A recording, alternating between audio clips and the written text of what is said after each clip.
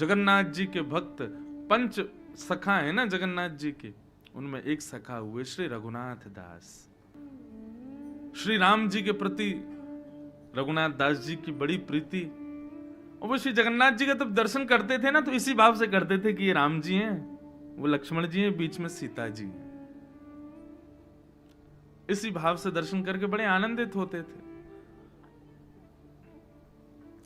श्री रघुनाथ दास जी को मंदिर की तरफ से एक सेवा प्रदान की गई। ठाकुर जी जिस चूल्हे पर ठाकुर जी का भोग बनता है, वहां जो अग्नि है वो अग्नि बंधुओं साधारण नहीं है। चाहे वो पुरी हो, चाहे वो हमारे वृंदावन के कई देवालय हों, वे अग्नि साक्षात यशोदा जी का स्वरूप मानी जाती है। क्योंकि ठाकुर जी को सिद्ध होने वाली प्रसादी दो ही लोग अर्पित कर सकते हैं, या तो मैया या फिर गृहिणी। तो बनाती हैं लक्ष्मी और उसको यथाउचित भाप और अग्नि आदि उष्णता प्रदान करती हैं यशोदा। तो परम पवित्र, वैसे भी अग्नि बहुत पवित्र होती है, परंतु मंदिरों में विराजमान जो अग्नि है वो महापवित्र मानी जाती है। तो उस पवित्र अग्नि की पवित्रता की सेवा रघुनाथ दास जी को दी गई। पवित्रता मतलब कैसे पवित्र करें अग्नि को? अग्नि तो पवित्र होती है। बोले कि उस अग्नि को बुझने ना दें, वहां पर कोई ना कोई यथाउचित हवन आदि करते रहे उस अग्नि में। जब प्रसाद बनेगा तो वहीं से अग्नि ले जाकर के चूल्हे में रख दी जाएगी, बाकी उस अग्नि में कुछ ना कुछ हवन आदि चलता रहे, उसकी रक्षा हो, वो बुझने ना पाए। रघुनाथ दास जी को ये सेवा प्राप्त हुई और रघुनाथ दास जी बड़े प्रेम से इस सेवा को करते थे। आज भी एक मठ है मंदिर के पास में जहां रघुनाथ दास जी बैठते थे, वहीं से ही अग्नि ठाकुर जी के रसोई घर में ले जाई जाती है आज भी। तो ये सेवा वो करते थे ठाकुर जी की। करते करते पूरा समय बीत गया, अब वृद्धावस्था आ गई। तो रघुनाथ दास जी ने विचार किया कि अब मेरे प्राण कभी भी निकल सकते हैं। लेकिन एक बात कहूं बंधुओं, वैष्णव भक्त जब बहुत नाम साधक हो जाता है ना, तो उसको पता चल जाता है मेरे प्राण कब जाने वाले हैं। और एक और बात कहूं, जब नाम साधक सब जगह से मुक्त हो जाता है, परम मुक्त बीतराग जब हो जाता है, उसको किसी में आसक्ति नहीं होती, वो जिस दिन चाहे उस दिन प्राण त्याग सकता है। और कभी प्राण निकल भी रहे हो ना, तो वो मृत्यु देवी को रोक भी सकता है कि थोड़े क्षण रुक जाइए, मैं ये सेवा कर लूं, उसके बाद आप स्वीकार करना। ऐसी भी सामर्थ्य उसको प्राप्त हो जाती है। रघुनाथ दास जी ने सोचा कि अब समय है प्रस्थान का, अब वृद्ध हो गए, ज्यादा सेवा हो नहीं पाती। तो उन्होंने श्री जगन्नाथ जी के लिए आज मंदिर रसोई से अलग अपने यहाँ ही मीठे चावल बनाए और ठाकुर जी का केले के पत्तों का एक नवीन श्रृंगार बनाया। और उनका भाव था कि मैं इस श्रृंगार में जगन्नाथ जी को एक बार देख लूं, मेरे हाथ के बने मीठे चावल जगन्नाथ जी पालें, उसके बाद मैं अपने प्राणों का परित्याग करूंगा। लेकिन मंदिर में तो ठाकुर जी बंधे हैं कि जो रसोई में बनेगा वही पाएंगे, बाहर का तो कुछ पाते नहीं ठाकुर जी। और इसमें मैं आप सबसे भी निवेदन करूं, कभी भी किसी मंदिर में जाओ बंधुओं, दुकान से आप जो प्रसाद खरीदते हैं ना, वो वितरण के लिए रखो, लेकिन ठाकुर जी के भोग के लिए तो अपने घर से स्वयं बना के लाओ। ठाकुर जी भले स्वीकार करें ना करें, दूर से ही दिखा दो। लेकिन हम जब बाजार से खरीद के कोई सामग्री ठाकुर जी के सन्मुख लेके जाते हैं, तो आप विचार करो, आपने पेड़े खरीदे, आपसे पहले 10 लोग और खरीद गए, उन्हीं पेड़ों को ना जाने कितने लोग खा गए, अब उन्हीं में से शेष पेड़े आपने जाके जगन्नाथ, क्या वो भोग लगाएंगे? कभी नहीं। लेकिन आप अपने घर में पुण्य स्नान करके, बर्तन आदि धो करके, शुद्ध भाव से स्वयं कुछ भाव निर्मित करके तब ठाकुर जी को अर्पित करोगे, हजारों लोगों में से भी पीछे से भी दिखाओगे तो ठाकुर जी स्वीकार करेंगे। रघुनाथ दास जी को पीछे से दिखाने से संतुष्टि नहीं थी, तो गए पुजारी जी के पास, गए, जाके बोले भोग जगन्नाथ जी को पधरा दीजिए, और ये मैं कुछ श्रृंगार लाया हूं, ये ठाकुर जी को आप धारण कराओ। पुजारी जी ने विनम्रता से मना कर दिया, बोले भगवान, नियम है मंदिर का, यहां बाहर की प्रसादी ठाकुर जी को नहीं चढ़ाई जाती। बाहर का श्रृंगार ठाकुर जी को नहीं, प्रणाली में जो लिखा है, जैसा वर्णन है वैसा ही श्रृंगार होगा, और जैसा भोग प्रसाद ठाकुर जी आरोगते आए हैं वर्षों से वैसा ही पाएंगे। बाहर का कुछ भी यहां स्वीकार नहीं किया जा सकता। रघुनाथ दास जी बोले, हम इतने दिनों से जगन्नाथ जी की पावन पवित्र अग्नि की सेवा कर रहे हैं, हमको इतना सौभाग्य तो मिले कि हमारे हाथ की निर्मित वस्तु कुछ पालें ठाकुर जी। पुजारियों ने कहा, आपको सौभाग्य देंगे तो और भी सेवक हैं वो भी आ जाएंगे कि हमको भी तो ये सौभाग्य, हमारे हाथ का भी लगाओ भोग, हमारे हाथ का भी पवाओ ठाकुर जी को, हमारा भी श्रृंगार कराओ। ये पक्षपात हम नहीं कर सकते, क्षमा करें रघुनाथ दास जी, परंतु आपका श्रृंगार और आपका प्रसाद ये ठाकुर जी को नहीं अर्पित हो सकता। वैष्णव का स्वभाव ज्यादा द्वंद्व में नहीं पड़ता, लड़ता नहीं है ज्यादा।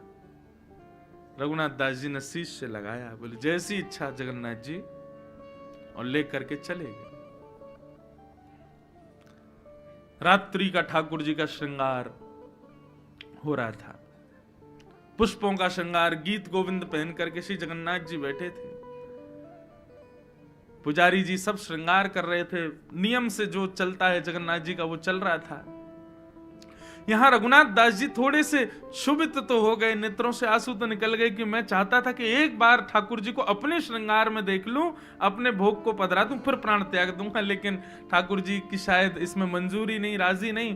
तो उनके जो सेवित राघव जी थे उनके सन्मुख जाकर के श्रृंगार रख दिया, रोने लगे। बोलो कोई बात नहीं राम जी, आप तो बड़े छोटे से हो, लेकिन ये श्रृंगार जगन्नाथ जी का अब आप ही धारण कर लो। बाहर बैठे श्री रघुनाथ दास जी रुदन करने लगे, तो भीतर श्री ठाकुर जी का बड़ श्रृंगार हो रहा था। जैसे ही शीश का श्रृंगार प्रारंभ किया, सब मालाएं उतर उतर के गिर जाएं, नाक की नतबेसर गिर जाए, सिर के फूल गिर जाएं। जगन्नाथ जी सेवा स्वीकार नहीं कर रहे। कभी भी बंधुओं ठाकुर जी सेवा, जो लोग सेवा करते हैं, श्रृंगार में भोग में कुछ भी अनुचित हो तो उसको अपशगुन मत मानिएगा, उसको ये मानिएगा ठाकुर जी की कुछ इच्छा है। विचार करके पूछो क्या इच्छा है, फिर जो भाव मन में आवे समझना यही ठाकुर जी की इच्छा है। पुजारी जी बोले कहा करें, आज तो जगन्नाथ जी तैयारी नहीं हो रहे, श्रृंगार ही नहीं करा रहे, बार बार पुष्प गिर रहे हैं, बार बार अपना श्रृंगार उतार रहे हैं। श्रृंगार करते करते करते महाराज, आज भी जगन्नाथ जी का नियम नहीं है कितने बजे सोते हैं। कहो तो कभी कभी 11 बजे ही शयन हो जाए, कहो तो 2-2 3-3 बज जाए, 4 बज जाए सुबह के, नहीं सो रहे। श्रृंगार धारण नहीं किया श्री जगन्नाथ जी ने। सेवा करते करते करते बार बार पुष्प उठा उठा के धरें, बार बार श्रृंगार करें, थक गए पुजारी जी।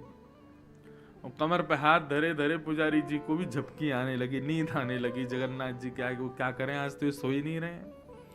बहुत सारे श्रृंगारी सब लगे थे, मुख्य पुजारी जो कि सब नियम से हो रहा है ये देखते रहते हैं, उनको नींद आ गई, बैठे बैठे अंदर ही गर्भगृह में सो गए। जैसे ही गर्भगृह में सोए, सोई जगन्नाथ जी स्वप्न में प्रकट हो गए, रोने लगे। पुजारी जी बोले महाप्रभु क्या हुआ, आप रुदन क्यों कर रहे हो? बोले मुझे भूख लगी है बहुत जोर की। बोले भूख लगी है, इतना भोग तो अभी अभी धराया आपको, प्रेम से आपने इतना भात पाया, खिचड़ी पाई, सब प्रेम से आपने आरोगा है, और नियमानुसार जैसा आपको रोज भूख लगता है वैसा।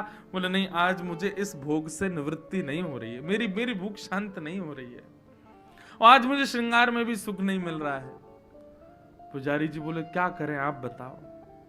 बोले आज मुझे मंदिर की प्रणालिका से पा रहे प्रसाद की इच्छा नहीं है, आज मुझे प्रणालिका से श्रृंगार की इच्छा नहीं है। आज मेरा मन है कि श्री रघुनाथ दास जी जो भात बना के लाए थे वही भोग लगाओ, और रघुनाथ दास जी जो श्रृंगार लेके आए थे वही श्रृंगार मेरा करो, तभी मुझे सुख मिलेगा, नहीं तो तुम सबको परेशान करूंगा, मैं रात भर नहीं सोऊंगा। और मैं अपनी पे आ गया तो तुम्हारे नियम फियम सब धरे रह जाएंगे, बिल्कुल श्रृंगार नहीं कर पाओगे मेरा। और तुम लोग जैसे ही गर्भगृह से बाहर जाओगे मैं किवाड़ भी बंद कर लूंगा, बंद होके बैठ जाऊंगा भीतर। इसलिए मेरे आगे अपनी जिद मत चलाओ, ये सारे नियम तोड़ो, रघुनाथ दास जी का श्रृंगार और रघुनाथ दास जी का भात लेके आओ, मैं वही पाऊंगा। स्वप्न जैसे ही खुला रोने लगे पुजारी जी, और मन में विचार किया, हम इतने नियम बनाते हैं, इतने नियमों से आपकी वर्षों भर सेवा चलती है, लेकिन आप एक क्षण में सारे नियम तोड़ देते हैं नाथ। तो कभी कभी मन में भाव आता है, ठाकुर जी नियम में बंधे नहीं है, हमको दिखाते हैं कि देखो मैं नियम में बंधा हूं, तुम्हारे प्रेम में सामर्थ्य हो तो तोड़ के दिखाओ।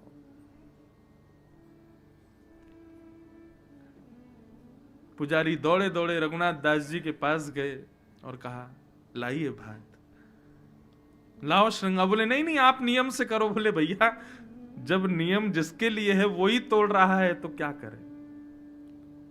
प्रेम किसे कहते बंधुओं? जो सब प्रकार की विधि विधानों को तोड़ दे, नियमों को तोड़ दे, मर्यादाओं को तोड़ दे, वो प्रेम है।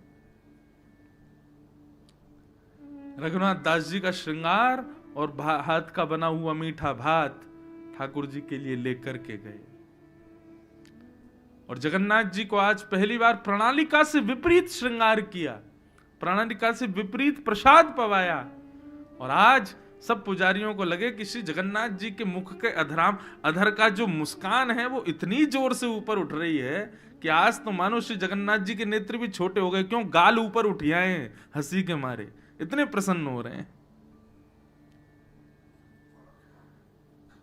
सब लोग दर्शन करने के लिए गए, लेकिन रघुनाथ दास जी दर्शन की इच्छा तो बहुत है, लेकिन विचार नहीं कर पा रहे कि मैं कैसे देखूंगा जगन्नाथ जी को, मेरे श्रृंगार में विराज रहे हैं। आज गरुड़ स्तंभ के पास जाकर के बैठे, हजारों लोग दर्शन कर रहे हैं, लेकिन वहीं बैठे बैठे रघुनाथ दास जी ने केवल एक झलक जगन्नाथ जी की देखी। आज अपने हाथ से बने हुए श्रृंगार में जब जगन्नाथ जी को देखा, बस देखते ही वहीं प्राण त्याग दिए और ठाकुर जी में विलीन हो गए।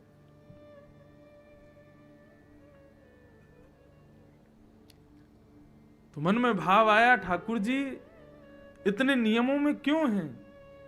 वो नियमों में हैं ही इसीलिए कि हमें बता रहे हैं कि तुम्हारे प्रेम में सामर्थ्य है, तुम्हारे भाव में सामर्थ्य है, तुम्हारी भक्ति में सामर्थ्य है, तो इसको लांघ के दिखाओ। वो तो तैयार बैठे लांघने को, लेकिन कोई भक्त वैष्णव आए तो सही ऐसा जिसके भाव को ठाकुर जी स्वीकार करें। भागवत की कथा, गीत गोविंद, गोपी गीत, इतने नियम हम करते हैं, क्यों करते हैं? ताकि हमारा प्रेम उस उत्कृष्ट अवस्था में पहुंच जाए जहां श्री जगन्नाथ जी हमारे लिए नियम तोड़ दें।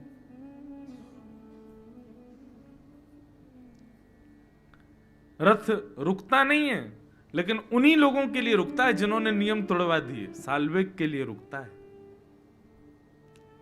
और भी कई वैष्णव भक्त हैं जिनके लिए रथ रुकता है।